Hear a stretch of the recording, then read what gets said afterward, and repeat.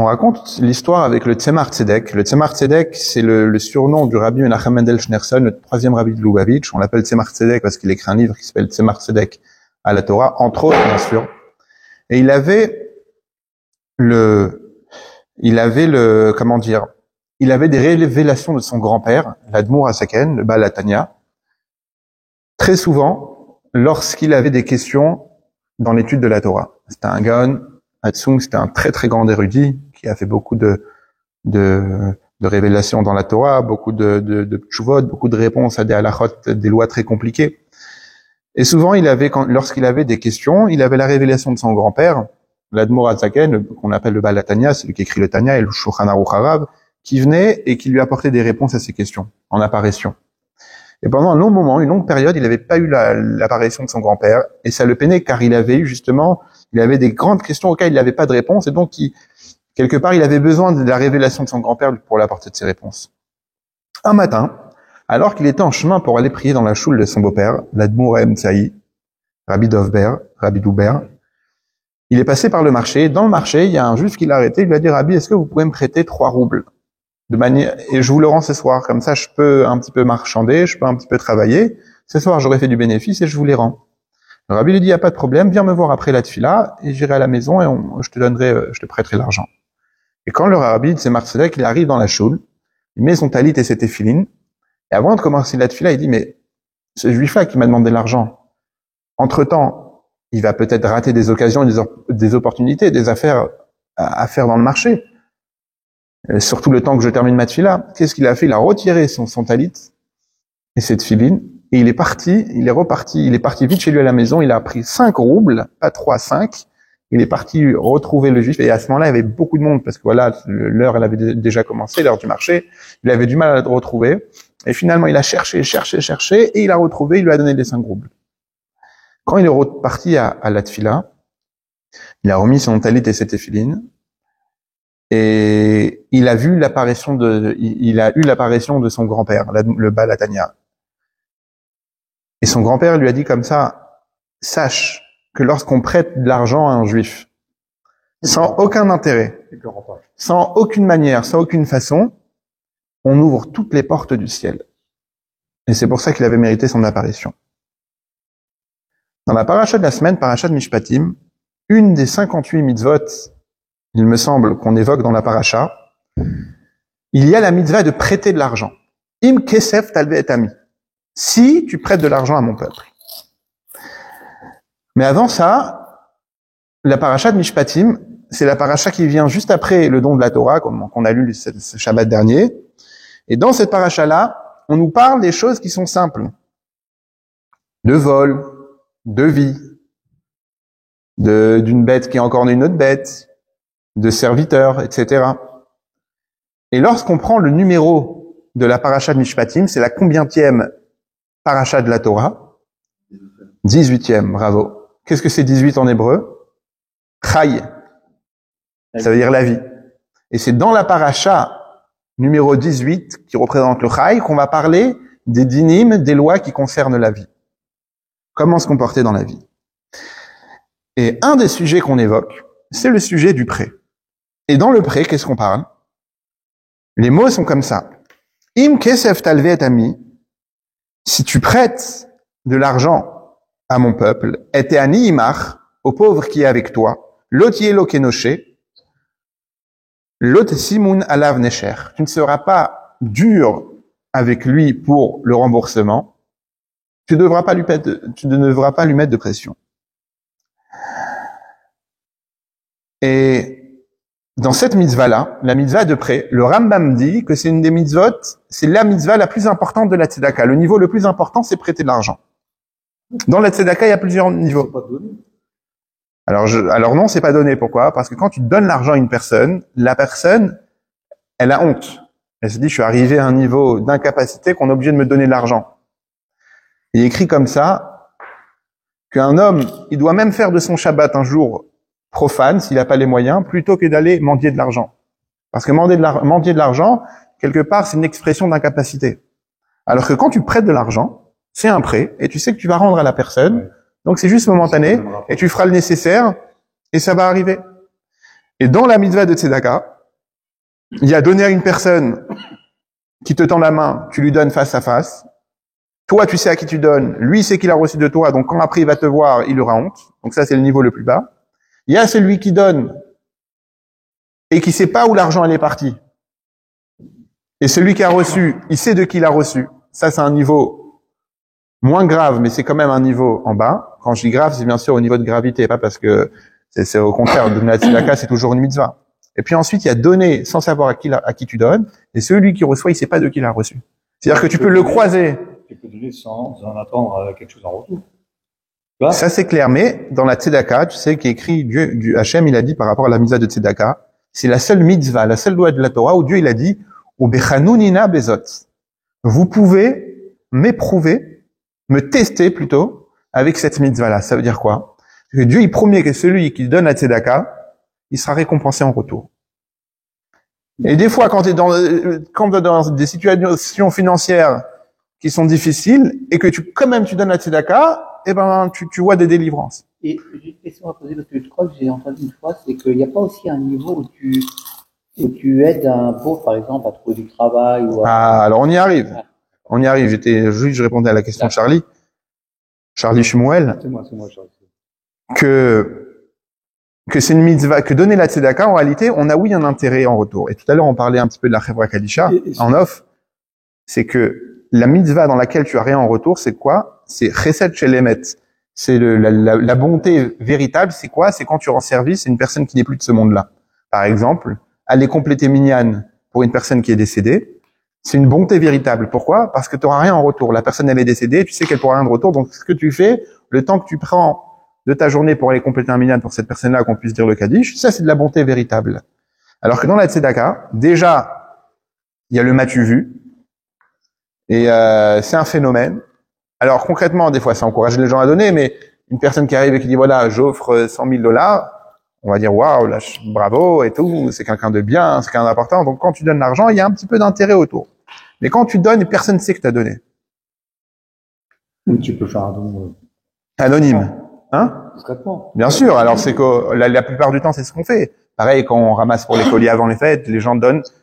Personne sait qui a donné. Les personnes qui reçoivent, ils savent pas qui a donné non plus. Et si tu fais, je te prête de l'argent à M. Hamar, parce que c'est là, et à un moment tu dis bon, finalement, je te le donne. C'est pas comme si c'était un pot, hein. Parce que c'est-à-dire qu'au lieu de le au lieu de dire l'autre, il va dire bah il y a le prendre pour un Michel. Mon père.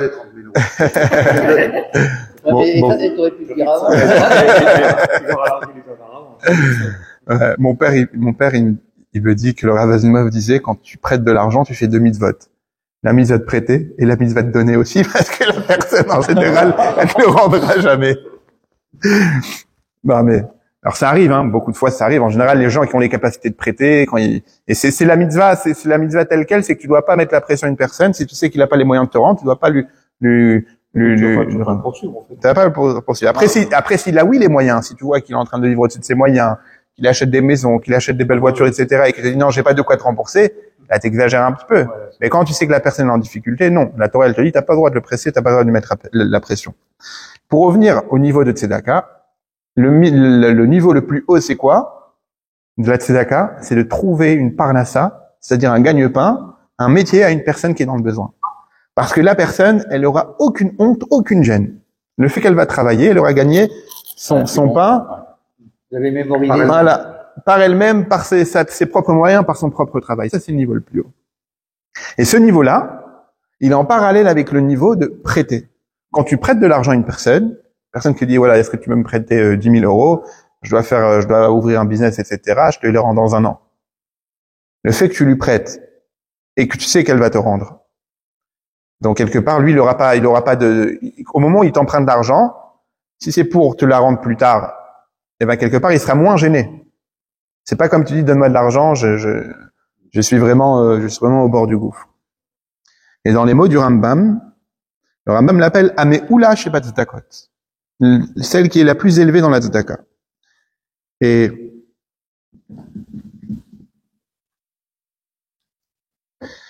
maintenant, il y a une question qui se pose par rapport à cette mitzvah-là sur le texte même, tel que la Torah l'écrit dans le pasuk. Il est écrit Im Kesef Talve et Ami. Si tu prêtes de l'argent à mon peuple. Pourquoi im? Im, qu'est-ce que ça veut dire? Si. Si, c'est une mitzvah. Hein. Pourquoi on te dit pas kasher, lorsque tu prêteras? Pourquoi ici on te dit si tu prêtes de l'argent? Vous avez compris la question? Si c'est une mitzvah, c'est-à-dire c'est un ordre de la Torah. On aurait dû dire quand tu prêteras de l'argent. Si la Torah elle te dit c'est une mitzvah de prêter, c'est un ordre de prêter, c'est une bonne action de prêter, on t'aurait dû dire quand tu prêteras de l'argent. Dans ces cas-là, tu dois pas mettre la pression à ton créancier pour qu'il te rende enfin pas le créancier, l'emprunteur, tu ne devras pas lui mettre la pression s'il n'a pas les moyens de te rendre. Pourquoi on dit si tu emprunteras? Pourquoi on parle im avec la chaîne im? Alors, on dit comme ça qu'en réalité, prêter de l'argent, c'est beaucoup plus compliqué que donner. Et c'est vrai. Une personne qui a de quoi faire un don, qui veut déduire des impôts, ou qui a un bon cœur et veut faire un don, il sait que quand il donne, c'est terminé. L'argent, elle est donnée, elle est plus là, elle apparaît plus dans ses bilans, ni dans ses calculs. Donner, c'est donner. Comprendre, c'est oui. Ah, c'est pas moi, c'est banal. Et donner, Dieu vous le rendra, il a raison. Ouais. C'est-à-dire quand tu donnes, eh ben le don, il donne. Ouais. Alors que quand tu prêtes de l'argent, c'est pas séparé de ta donation. Tu sais que tu as prêté 10 000 euros, elles sont encore à toi, elles sont dans la nature, la somme est dans la nature, mais tu sais pas quand est-ce que tu vas les récupérer, tu sais pas par quel moyen, et donc tu as du mal à t'en séparer. Ouais. Et donc en réalité, prêter de l'argent, c'est beaucoup plus difficile que donner. Tu gardes la somme en tête, c'est pas comme le don. Exactement. Quand tu donnes, tu te sépares de la somme, elle est plus avec toi, tu l'as donnée. Ça, c'est autre chose. Et Alors que quand tu prêtes, tu l'as toujours à l'intérieur de toi, tu dis qu'est-ce qui va se passer, quand est-ce qu'il va me la rendre. On va jamais prêter. Ah, alors voilà, donc a priori, c'est beaucoup plus compliqué que prêter. C'est peut-être pour ça que la Torah nous dit im kesef talvé, si tu prêteras. Et pas parce que c'est une injonction, parce que prêter c'est beaucoup plus compliqué en réalité. Vous savez, il y a cette histoire, il y a cette équation là qu'on demande. J'ai 10 pièces de 1 euro. Ça fait 10 euros. Ça fait 10 euros. Je mets une pièce à la tzedaka. Combien il me reste? C'est compliqué. Hein. Vas-y Charlie. Tu mets une pièce à la tzedaka? Ouais, t'as 10 euros, t'as 10 euros. Ça va pas être ça. Voilà. c'est 10. Non, mais si on a mis, sur les 10, on a mis une pièce à la tzedaka, on a mis 1 euro à la tzedaka, combien il nous reste? Il reste 9. Toi, tu dis il reste 10? Oui. Et toi, tu dis il reste 9. En réalité, il reste 1 euro. Quoi? C'est pas possible. C'est l'euro que tu as mis à la tzedaka. Oui, oui. Pourquoi? L'investissement. Parce que du moment que tu as mis à la tzedaka, dans le ciel, pour l'éternité, elle est notée à ton nom. Charlie, il a mis 1 euro à la tzedaka. Non, c'est pas la peine. Alors que les 9 euros que tu as, ils vont partir ailleurs. Tu vas faire des achats, un petit truc ici, un ticket de parking, un truc. L'argent, elle va disparaître. Alors que l'euro que tu as mis à la tzedaka, la pièce que tu as mis à la tzedaka, pour toujours, elle est gravée, elle est inscrite à ton nom. Un tel, il a fait un don et que ça va rester dans le ciel. Et on sait combien la tzedaka est écrit que tzedaka tatsil mimavet. La tzedaka, elle sauve de la mort. Pour revenir à la question, pourquoi on dit si? Oui, a priori, parce que c'est compliqué. Et donc, dans ces cas-là, si tu me dis im kesef, le fait même que la Torah elle te dit si tu prêtes de l'argent, quelque part, elle te donne la possibilité de fuir cette mitzvah-là de prêter. Je fais une parenthèse. À l'époque, quand on prêtait de l'argent, et ça arrivait l'année de la Shemitah, l'année sabbatique, donc l'année la 7e année, tous les prêts s'annulaient. Ça veut dire que tu as prêté 10 000 euros à quelqu'un, il te les rend pas, il repousse. Arrive la 7e année, l'année de la Shemitah, l'année sabbatique, paf, le don il saute. C'est comme à l'époque quand il y avait un nouveau président, tous les amendes, eh ben ils sautaient. Tous les condamnations aussi, voilà, tous les condamnations ça sautait. Et ce qui s'est passé, c'est qu'Hillel Azaken, Hillel le sage, il s'est rendu compte que quand on s'approchait de l'année de la Shemitah, l'année sabbatique, non, les gens ne prêtaient plus de l'argent. Quand tu prêtes sur un an et que la personne ne te rend pas, tu vas avoir le bed-din. Mais les gens, il s'est rendu compte que quand on s'approchait 1, 2, 3 ans avant la Shemitah, les gens qui avaient de l'argent, les créanciers, ils arrêtaient de prêter de l'argent. Pourquoi? Parce que justement, ils avaient peur que tout ce qu'ils ont prêté, ça va pas revenir. Et donc, il a instauré la prière du Prousboul. Prousboul, c'est une prière qu'on lit la veille de Rosh Hashanah, de l'année de la Shemitah et aussi après de l'année de la Shemitah, qui exprime et qui proclame tous les dons que j'ai faits. Et on le fait, jusqu'à aujourd'hui on le fait, hein. la veille de Rosh Hashanah de l'année de la Shemitah et l'année qui suit, on dit tous les dons que j'ai faits, je peux, si vous avez le siduri, si je pourrais vous la lire, tous les dons que j'ai faits, eh ben, ça compte, il s'annule pas pendant l'année de la Shemitah. Et quand il a fait ça, il a vu que les gens ont continué à prêter. C'était une parenthèse pour vous enseigner ça. Ils appliquent pas ça. Ils prêtent de l'argent. Ah ouais, avec les intérêts, ça c'est Non, mais notre les histoire. intérêts, on n'a pas le droit de... Non, on n'a pas le droit. Non, on n'a pas le droit de prêter avec on n'a pas le droit de prêter avec intérêt. Ribet, on n'a pas le droit. Ouais, c'est pas, on laisse tomber. Les banques qui disent, monsieur, j'ai créé, il y a les agios. Et donc, pour revenir à ça, donc pourquoi la Torah, elle t'ordonne pas de prêter de l'argent si c'est une mitzvah si importante? Pourquoi la Torah, elle te dit elle te laisse l'occasion d'esquiver cette mitzvah-là? Rachid explique, et il dit comme ça. D'ailleurs, c'était la paracha de la semaine dernière, elle termine. Im misbach adama taseli.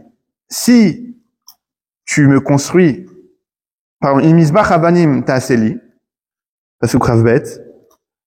Si tu me construis un autel en pierre, et il explique là-bas que Rabbi Ishmael, il dit que les il y a 3 exceptions dans la Torah où le le si, on le traduit pas en tant que si, on le traduit en tant que quand. C'est par rapport au misbéach, et également ici. C'est pas si tu vas prêter, c'est quand tu prêteras l'argent. Rabbi Ishmael, c'était un Tana de la Gemara, du Talmud, et il a donné 13 méthodes comment étudier la Torah. Le Kal Vachomer, Klal Uprat, Prat Uklal, etc. Et lui aussi, il a enseigné comment le il se lisait pas seulement si, mais aussi, il y a 3 exceptions dans la Torah où on le lit quand. Et donc là, à ce moment-là, ça nous change tout. Et le Or HaChaim, c'était Rabbi Chaim Ben Attar, un grand tzaddik, un grand Mekoubal qui a vécu au Maroc au 18e siècle. Et il a fait un pirouche, une explication qui s'appelle Or HaChaim à la Torah. Il explique comme ça. Im kesef talvé, si tu as de l'argent en plus, à ce moment-là, eteani imach. Si tu as de l'argent en plus dans ta vie, sache qu'elle t'appartient pas à toi, elle appartient au pauvre qui est avec toi. Si t'as pas de pauvre. Alors c'est très, Si t'as pas de pauvre à côté de toi. Oh, crois-moi qu'il y en a toujours des pauvres. Mais ça rejoint le concept du maaser, tout ça, du coup. Pas que ou que de la tzedaka. Non, le maaser c'est autre chose. Le maaser c'est une mitzvah en soi. Aser et aser, on va le voir plus tard dans la Torah. C'est une mitzvah à part. Les 10% c'est autre chose. C'est aussi de la tzedaka, mais c'est une autre mitzvah. Là ici on parle de la mitzvah de prêter. C'est une capacité que pas tout le monde a. Pour prêter, il faut avoir en plus. Et c'est ce que l'Or HaChaim il explique. Il a dit im kesef talvé. Il dit si tu as de l'argent en plus, eteani imach. Sache qu'elle appartient aux pauvres. Elle t'appartient pas à toi. Elle est seulement chez toi en tant que gardien. C'est toi qui entreposes cet argent-là. Mais elle est pour que tu la redistribues aux autres. Donc, ça veut dire qu'il ne faut pas qu'il y a là, on t'incite, en fait, à donner. On t'incite à donner. Aujourd'hui, concrètement, même dans la société actuelle, la philanthropie, c'est quelque chose qui existe pas seulement chez les Juifs. C'est-à-dire que tu vois des grandes entreprises comme Bernard Arnault ou autres, Les mécènes. ils ont tous des fondations. Ouais. Ils ont des fondations pour aider des pays des enfants en précarité, pour aller creuser des puits dans des pays où il n'y a pas d'eau. C'est pas des types là pour ça. Aussi, donc il y a l'intérêt, mais concrètement, l'action elle est là. Celui qui reçoit, il reçoit quand même. Comme nous, on fait. C'est pas chesed chez les maîtres, c'est pas de la bonté véritable parce que oui, il y a de l'intérêt, mais concrètement, toi l'action tu l'as fait. Donc ça veut dire quoi? C'est-à-dire qu'en réalité, et c'est un petit peu ce que la gauche reproche, ce que la gauche prône aujourd'hui, elle dit il faut taxer plus les riches. Alors il y a une manière comment le faire, faut pas taxer les riches parce que ils aiment pas ça, ils ont travaillé pour ça. Mais tu peux encourager et influencer comme un petit peu le système du CERFA, la réduction d'impôts. Déjà ça c'est un système qui aide, qui pousse les gens énormément à donner.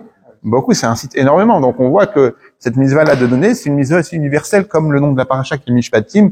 Mishpatim veut dire des lois qui concernent des lois faciles, des lois logiques, comme ne pas tuer, ne pas voler. Ça fait partie des lois logiques. Mais le roi Chaim, ce qu'il veut dire ici, sache que l'argent que tu as en plus, im kesef talvé, c'est-à-dire si tu as de l'argent, de quoi pouvoir prêter, c'est-à-dire que après tout ce que ton train de vie, il te reste encore de l'argent, sache que cet argent-là, etani imach, elle est pour le pauvre qui est avec toi. Et si t'as de l'argent, tu donnes rien. Tu fais pas de mitzvah. C'est ce qu'on appelle les travars. Non seulement tu fais pas de mitzvah, mais Mais c'est pas, c'est réprimandable, quoi. C'est limite une avera, quand même, de faire. Ça veut dire quoi, quand tu vas là-haut, t'as un jugement. Ouais, bien sûr. T'avais l'occasion de faire écrit mitzvah bali adechal tach mitzvena. Quand si t'as une mitzvah qui te vient à la main, tu dois pas la rater. Donc là, tu as de quoi faire plein de mitzvot et tu l'as pas fait. Alors si, tu fais de l'investissement pour pouvoir donner plus ailleurs, c'est une chose. Mais à part ça, l'histoire a prouvé que beaucoup de gens qu'on pensait qu'ils donnaient pas, en réalité, ils donnaient, mais en cachette. Mais on n'était pas courant, ouais. C'est ça. Comme beaucoup d'histoires qu'on a déjà racontées, surtout les histoires chassidiques, des gens qui donnaient, mais en cachette, et tout le monde pensait qu'ils donnaient pas. Et Donner. Dieu vous le rendra. Dieu vous le rendra. Alors, Hachem, bravo, c'est toi qui as raison. c'est pas le moi, c'est Enrico. Il y avait un, Ah non, mais attends, on raconte l'histoire Monsieur Priette d'Orléans, comment relation avec Paris, il y avait un juif qui habitait la ville de Yanovitch, Galon. en Russie. Et lors de Kriyat Shema, vous savez, c'est la prière qu'on fait le soir, Kriyat Shema à la Mita, la prière qu'on fait avant de dormir, on refait le schéma. Et c'est aussi le moment où on fait un cheshbon nefesh. Cheshbon nefesh, c'est-à-dire une introspection. Encore des prières. Tu fais une introspection sur ta journée, tu reprends le fil de ta journée depuis le matin jusqu'à la fin, tu fais le bilan et tu dis est-ce que j'ai bien agi ou pas. Tu prends Modéani, quand tu arrives, est-ce que tu as fait Modéani? Oui, non, c'était pas assez bien, donc tu prends sorte de demain de faire mieux.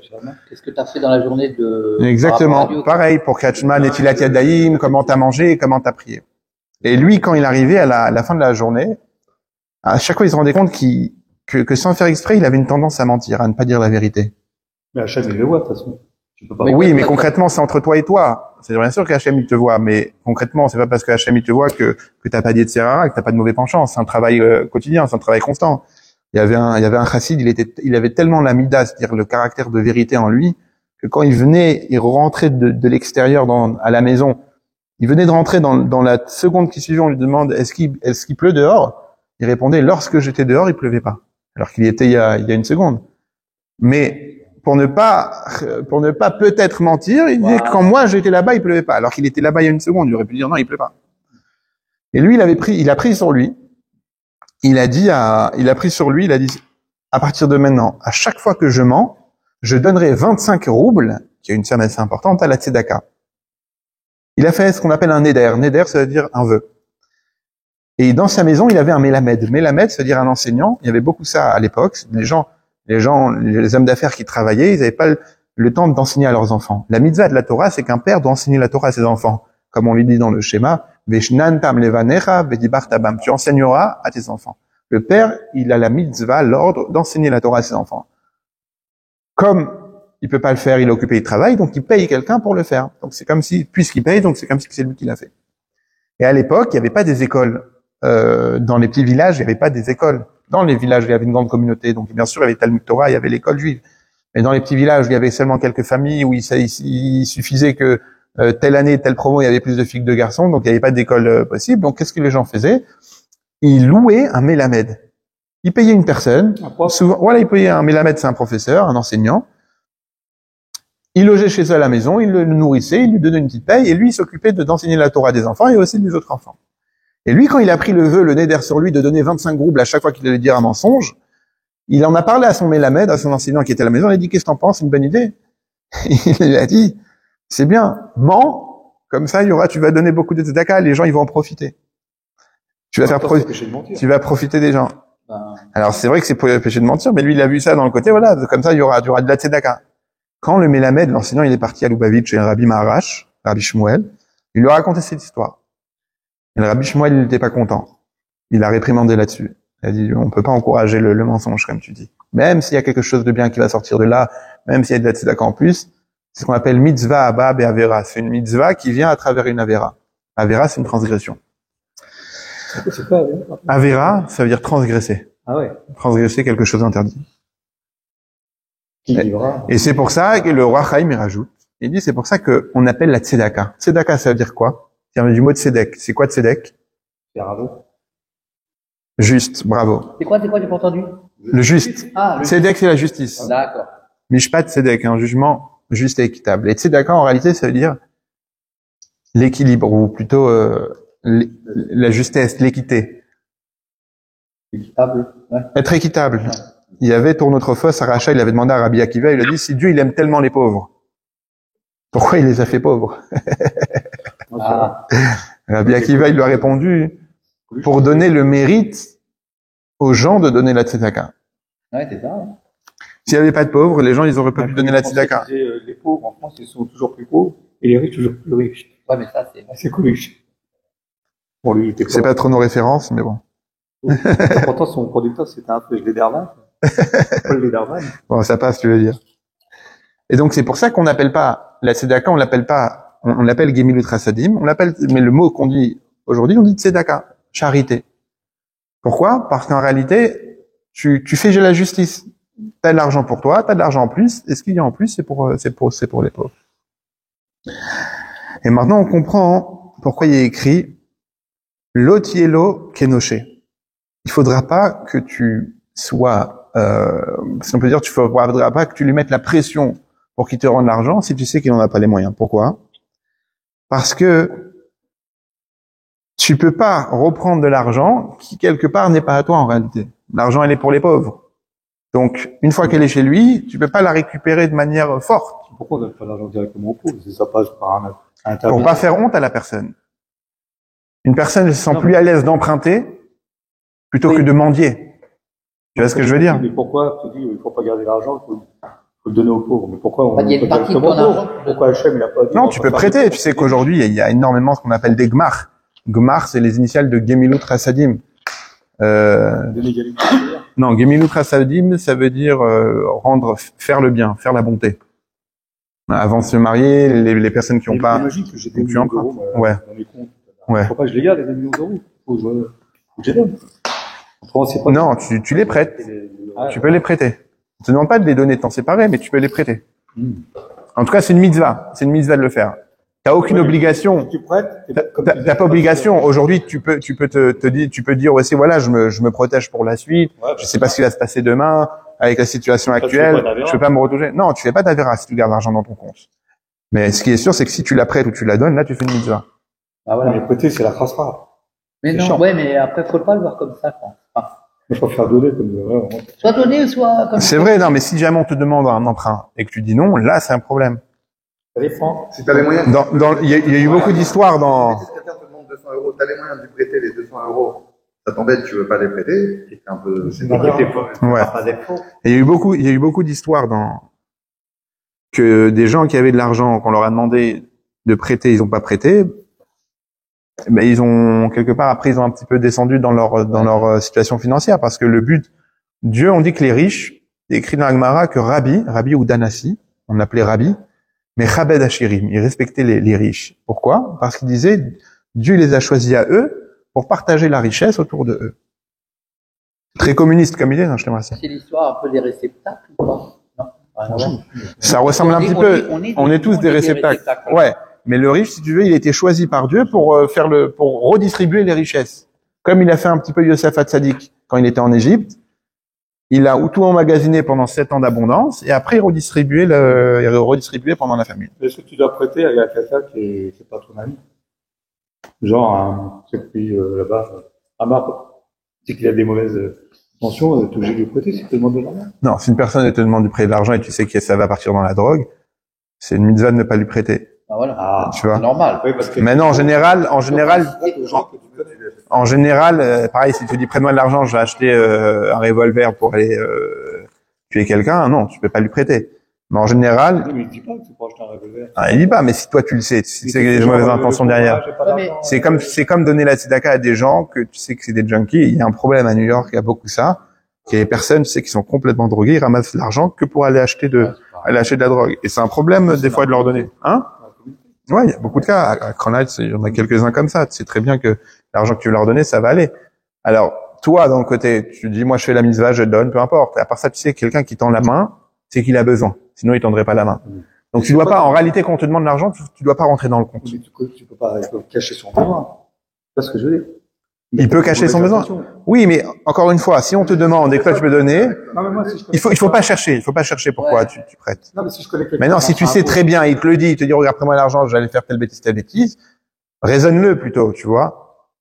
T'as l'occasion, si déjà il se confie à toi, c'est qu'il a confiance en toi, donc t'as un confident, donc, et tu lises plutôt ton pouvoir et ta manière de raisonner pour le raisonner à lui aussi. Maintenant, et on va conclure là-dessus, il est écrit comme ça. Chukav ou mishpatav l'Israël, écrit comme ça, on le dit dans le Mamar de la Bar Mitzvah, il t'avait une drache qui dit que ce que Dieu nous demande de faire, Dieu aussi y fait. Dieu nous demande de mettre les téfilines, Dieu aussi il met les téfilines. Dieu nous demande d'étudier la Torah, Dieu aussi il étudie la Torah. Et donc si Dieu nous demande de prêter de l'argent, c'est-à-dire que Dieu aussi prête de l'argent. Et qu'est-ce que ça veut dire que Dieu il prête de l'argent? En réalité, ça veut dire que quand Dieu nous demande de faire des choses, il nous prête en même temps les forces pour le faire. Les moyens de... Exactement. Dieu nous donne les moyens. Et donc, ça veut dire que quand tu rencontres une situation, et que tu penses que cette situation, elle est compliquée pour toi et que tu peux pas la traverser, tu peux dire à Dieu, Dieu, prête-moi les forces pour. Parce que Dieu aussi prête de l'argent. Et tu peux même demander aussi que Dieu te prête de l'argent. Moi, je fais une bonne écoute presque tous les jours, en fait, maintenant. Mais c'est magique, hein. Enfin, au début, c'est dur. Parce que tu n'arrives pas à parler. D'abord, Tout seul. tu parles à Dieu. Ouais. Mais je veux dire, au début, parler à Dieu, c'est pas pareil que parler à un copain. Tu te sens, faut pas mentir, faut pas... Attends, c'est vrai, Non, mais quoi? c'est ça, le truc. Ouais. Et Dieu, il fait quoi? Il fait des shekels, des dollars, il fait tout. Dieu, il trouve toujours le moyen comment te donner, hein. Mais toi, tu dois demander. Mais en tout cas, ça veut dire que Dieu, il donne la force à la Neshama. Dieu, il envoie la Neshama ici sur terre, l'âme sur terre. Et en même temps, il donne la force à la Neshama pour traverser les épreuves et nourrir aussi les épreuves.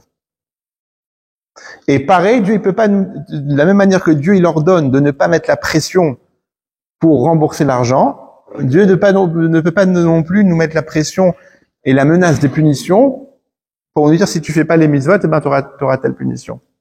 Et on peut avoir cette tana-là. C'est une tana que Moshe Rabbeinu l'avait, c'est une tana aussi que Rabbi Levi Yitzhak de Berditchov. Il y a aujourd'hui, c'est un chant qui s'appelle Kaddish, le Rabbi Levi Yitzhak de Berditchov. C'est un Kaddish qui disait la veille de Yom Kippour.